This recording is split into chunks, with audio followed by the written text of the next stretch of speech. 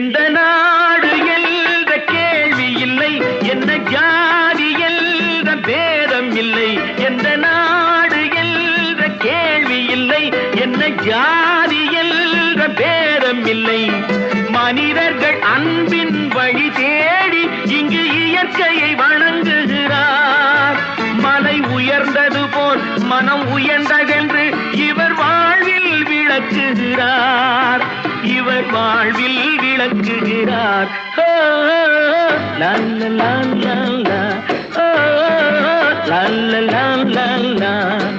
புதிய வானம் புதிய பூமி எங்கும் பனிமழை பொழிகிறது.